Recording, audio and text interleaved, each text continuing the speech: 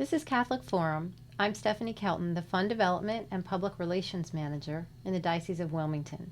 My guest today is Porsha Harvey, the Senior Program Manager for Basic Needs. Welcome, Porsha. Thanks for having me, Stephanie. It's so nice to be here with you. Well, we have a lot to talk about with basic needs. I'd like to learn a little bit about your background and what inspired you to work in the Basic Needs program. Sure. Well, like I said, thanks again for having me, Stephanie. I'm honored to be here. I'm actually honored to serve as the Senior Program Manager for the Basic Needs program.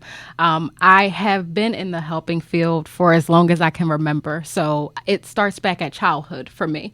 I volunteered at Sunday Breakfast Mission, if you're familiar with the Charities here in Wilmington, Delaware, different community centers throughout my childhood. That really instilled a passion in me for helping others. Then going on to college, I found an interest in, again, helping others. I have held many roles, worked with people with developmental disabilities, substance abuse, mental health, various injuries and illness. So always worked with people who were experiencing some type of challenges, whether it's with their health, their mental, and I have landed here in the senior program manager role, providing prevention services to individuals who are at risk for homelessness. I have found that I absolutely love who we serve in the Basic Needs program. It is a tad different from the mental health services or the interventions for individuals with developmental disabilities, as I have helped in the past. But we are really providing what I like to say is a tangible result for our basic needs consumers. These individuals have just various unique challenges, and the services that we're providing them actually is providing tangible results. When I provided mental health treatment, you often intervene with symptoms and trying to promote the mental health of individuals, and that can be hard to see the impact. But with the Basic Needs program, we absolutely see the impact every day. So I'm passionate about helping others and helping them to improve their lives. So basic needs impact so much of a person's life. What are some of the services that you provide? Sure. We provide a plethora of services in a basic needs program. So like the name says, basic needs, anything that you need to survive, first and foremost, and then thrive as an individual in your community and in today's economy. So our services change because the needs that we see in the community can change. The needs that individuals present to us can change. But currently, what services we provide, immediately, we can provide short-term relief for individuals who are experiencing a financial difficulty, a tough hardship, unexpected situation. We provide short-term relief by way of rental assistance, utility assistance, that is based off of grant funding. So we have generous funders that help us to be able to provide a short-term, immediate relief in the lives of those individuals. We also provide case management services in the Basic Needs program, and that is a more long-term, self-sufficient, self-sustainability that we promote with our clients, where we meet with them and support them on identifying the root cause of what has caused the hardship, or root causes, because it can sometimes be multi-layered. Yes. And we inform them of resources, services available, and different community partners that can provide them with support that will help them to overcome that barrier and hopefully alleviate the need to return to our door for that short-term financial assistance. In the program, we also offer food assistance. We have non-perishable items that are available in our office for individuals who may be facing food insecurity.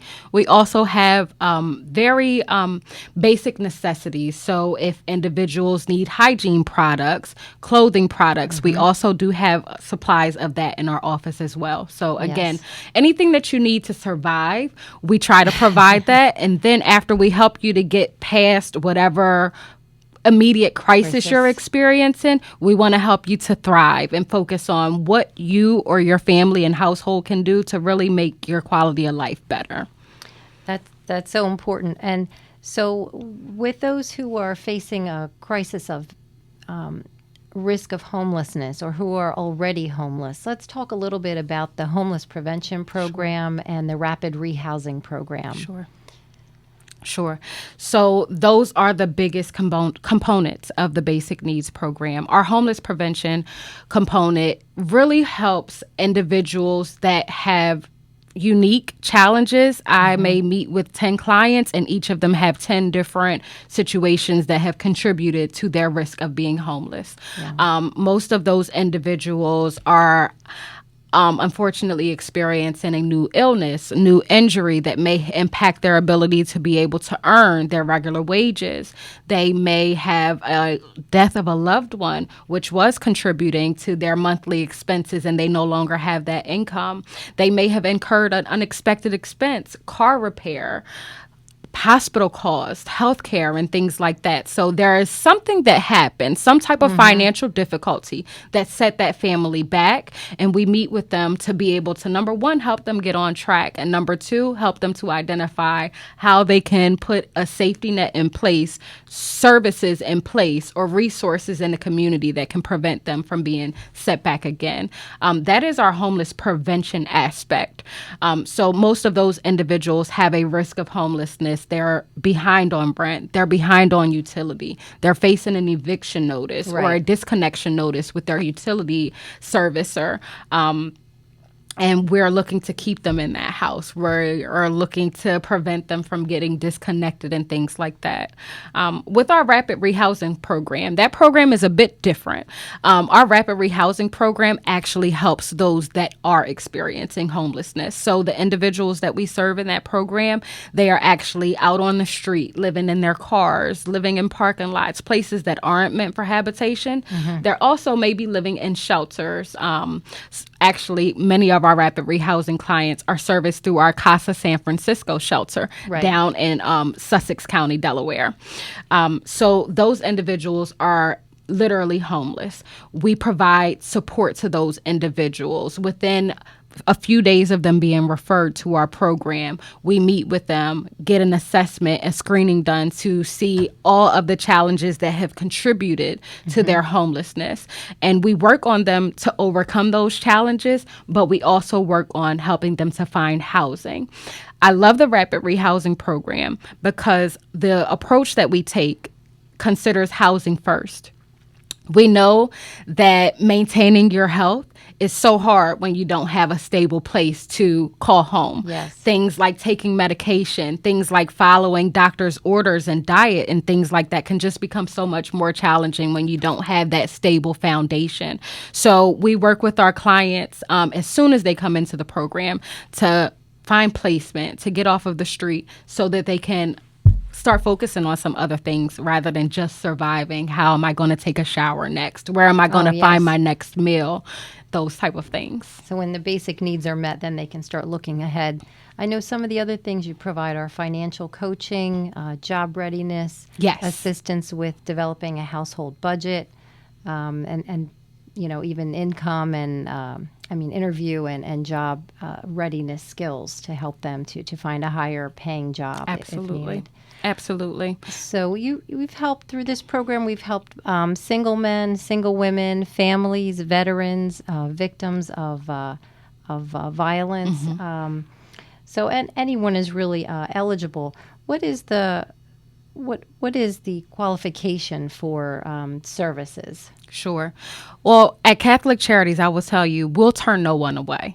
We're here to serve all of humankind.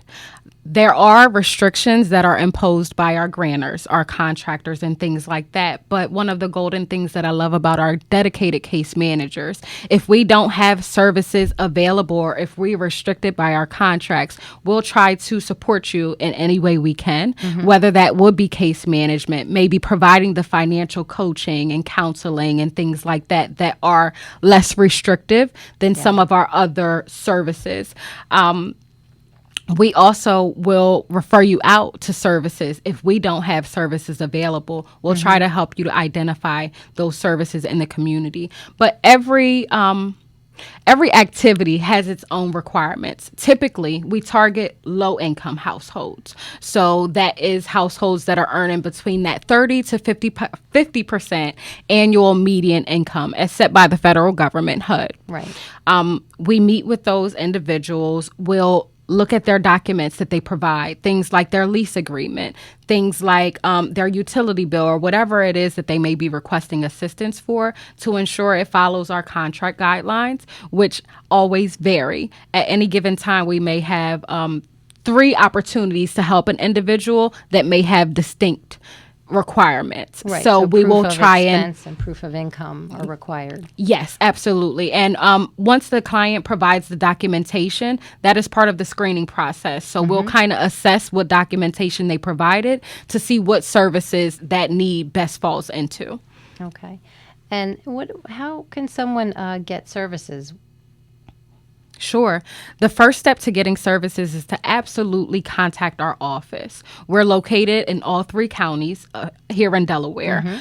We also have a sister program in Maryland for those individuals that might be listening from Maryland. But the first step is definitely to contact the office. Our receptionists are trained and they can make sure they navigate your call to the respective program. Oftentimes, if you call them and say, I need help with rent, I need help with utilities, they'll be able to forward you directly to the Basic Needs Program. If you can remember the program name, that's great. If you would like to call and say, hey, I'm interested in receiving services from the Basic Needs Program, that would definitely take you directly to our program. However, our receptionists are trained to screen and kind of tease out the details to help to navigate those calls to the respective programs. But definitely call our office. We have a website, ccwilm.org, where there is also locations. If you would like to visit in person, we're also available to see people if they want to walk in. And we also have emails that are listed on our website. So we have offices in Wilmington, Dover, Georgetown in Delaware, and then in Princess Anne in Maryland. Those offices are open from 9 to 4, Monday through Friday. And our main office in Wilmington can be reached at 302-655-9624. So, Porsha, are there limits to how much can be provided, how much assistance, or how many times someone can come back to you for help? Unfortunately, there are. One of the unique challenges that we see in our Basic Needs Program is supply often does not match the demand. There is a high demand for our services, and unfortunately, the benefits that we have are limited. So certain contracts, of course, have certain requirements. So, for example, we may have utility assistance available, and through that utility assistance fund, one may only be able to receive up to $400 per calendar year towards their utility bill. And once they've reached that threshold, unfortunately, we would not be able to provide any further benefits. However, again, we want to meet with the individual and try to identify any resources we have. So maybe we are at our maximum in the Basic Needs Program, but we work with different departments in Catholic Charities, and we have community partners where we may identify another avenue to get that need met. But each individual service does carry their own requirements. Typically, we try to stick to once a year for a financial assistance benefit because we are recognizing that Delaware's services are limited, and we want to try and help as many households as possible. So unfortunately, sometimes we do limit to once per year being served. So in this post-COVID environment, I know we see a lot more people with needs, whether it's due to unemployment or, like you said, sometimes personal or family situations or illnesses, and the needs certainly seem to be outstripping the demand at this time. But as you mentioned, Catholic Charities does provide services to thousands of residents throughout Delaware and the Eastern Shore of Maryland without regard to religion or background. Anyone is welcome. Can you share a success story of an individual or family who's participated in the Basic Needs Program? Sure, absolutely. One of my favorite stories that I like to share is a story about an individual who came to services actually through one of our behavioral health programs. That's one of the golden things about Catholic Charities. We offer a wide array of services. So there may be times where a client comes in through another department and can benefit from other services, and we will absolutely absolutely make sure that the client sees the full benefit of being a Catholic Charities client, not necessarily a program specific client. Now, this individual was dealing, unfortunately, with a terminal illness. He was a working individual, actually making good wages, able to take care of his monthly expenses, his rent, his utility bills, and things like that. Unfortunately, he was diagnosed with a terminal illness, and that terminal illness took him out of work. He was without insurance. He was without any type of support. He contacted Catholic Charities through his counselor. We were able to help him out with rental assistance while he went through a very intense health treatment. That helped him, number one, not only to stay somewhat healthy and be able to follow the doctor's orders, but it also alleviated stress. He was able to know, I have a home for the next couple of months, or due to the benefit that Catholic Charities provided, I don't have to worry about that for this month. And he was able to go on and receive his treatment, handle his other affairs without that burden. Yeah, that's great. What are some of the challenges you've noticed? I would imagine that a lot of times when people are coming in for assistance, they're not only needing physical assistance like money or clothing or food, but they're probably feeling frustrated and maybe despairing that things are not getting better for them.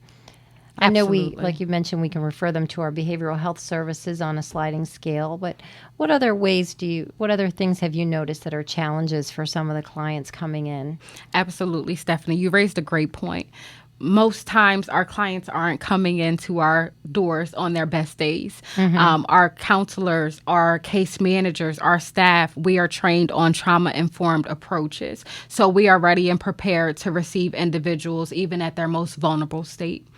Some of the other challenges that we often experience with our rapid rehousing program, a big barrier we are experiencing now is lack of housing and lack of affordable housing. We have individuals in that rapid rehousing program that are on fixed income, Social Security, disability, other income like that is limited. So the housing on the market right now, unfortunately, isn't affordable to them. They aren't able to meet the requirement of 3 times the rent It's monthly so amount. It's difficult for anyone, much less someone who's in a financial crisis. Absolutely. That's one of our biggest barriers in our rapid rehousing program. Some of the other barriers we experience, of course, clients post-pandemic are still finding themselves with large balances, out of work for several months, and just unfortunately have not been able to ever catch up or get back on top of that water and start swimming again. With our funds and our resources being limited, sometimes that does impact our ability to apply that direct assistance when there are such large balances.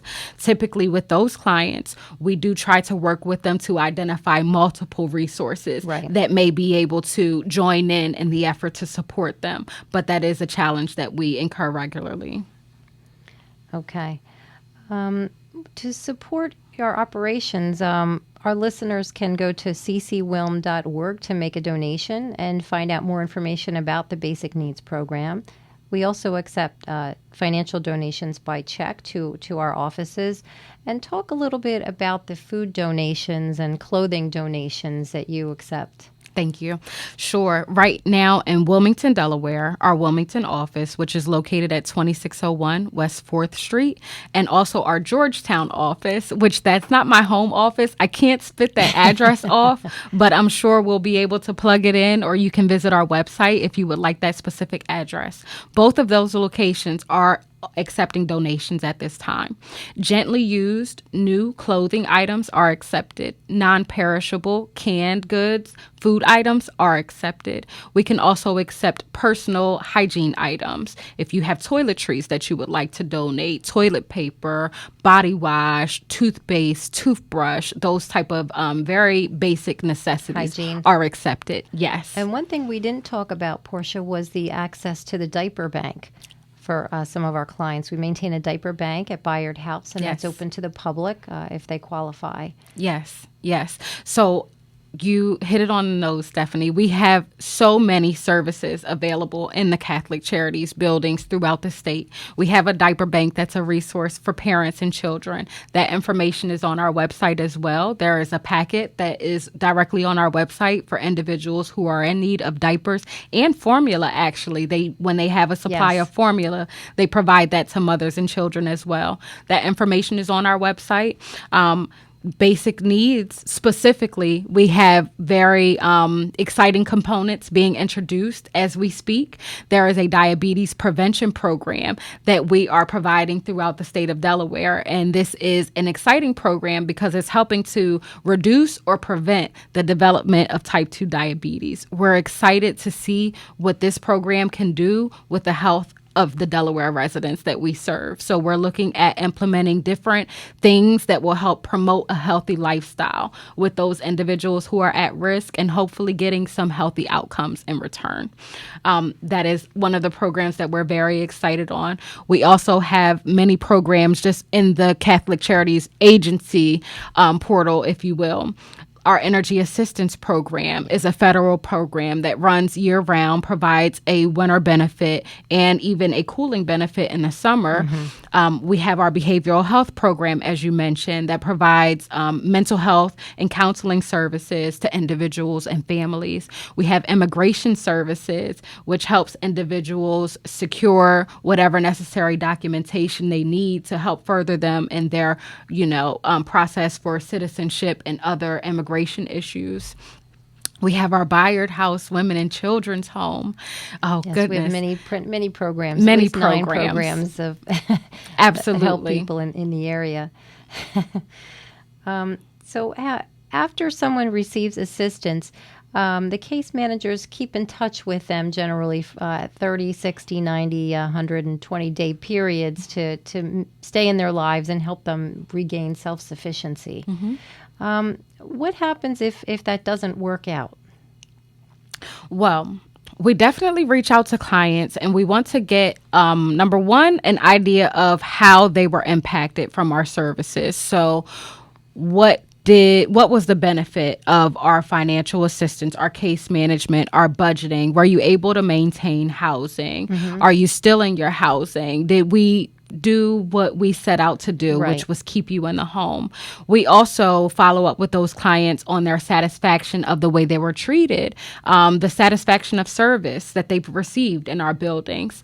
Another way we follow up with clients is to meet with them regularly for the case management piece. So not all clients are interested, but if clients are interested, we can continue to support them for months, years. It really depends on the individual. It depends on their need and their interest in the case management services being ongoing. If they're not interested right now, it's not a required part of our services. So that is at their leisure and at their free will if they wish or do not wish to participate in case management and ongoing support. So another question, just off the top of my head, how do you find this impacts children? When you have families coming in with children, let's say children who are old enough to understand a little bit about what's going on. Sure. How does that affect the children? Sure. I find that when parents are under stress, often the rest of the individuals in their household are under stress or are impacted by that stress in some way. Yes. I find so many times families are in my office meeting with me to receive some type of services or assistance, and the kids take on that burden of not being able to take care of the monthly expenses or being worried about what will happen next. That makes it very hard for the children to just focus on their daily Their own activities development and their well-being. own development. Yeah. Absolutely. It impacts their learning. It impacts their mental health and their well-being. It impacts their physical well-being too. If parents can't afford our rent, our utilities, or are constantly struggling to be able to provide that monthly expense, other things in the household often lack, such as hygiene, such as healthcare and medical needs. And we find that it actually has some negative effects on the children in the household. They aren't eating as healthy as we encourage with the American diet. They aren't able to follow up on the other necessary things of life For because their own they're in growth and survival. development. Right. So if you're out there and you're listening and this sounds like a program that could help you, we really encourage you to reach out and call your local Catholic Charities office or call our main number at 302-655-9624 to get the ball rolling. We can help. There are people here who are willing to help you. We have resources that can help you and your family. And if you're a single individual, we can help you as well. Some of the agencies that we partner with for funding include Delaware State Housing Authority, Citizens Bank, the Laffey McHugh Foundation, Newcastle County, Fund for Women at the Delaware Community Foundation, Bank of America, and DuPont. And the Knights of Columbus have been resolute partners with us by organizing coat drives, delivering food donations, making financial contributions, and supporting at all of our events. Are there any costs to the client, Porsha?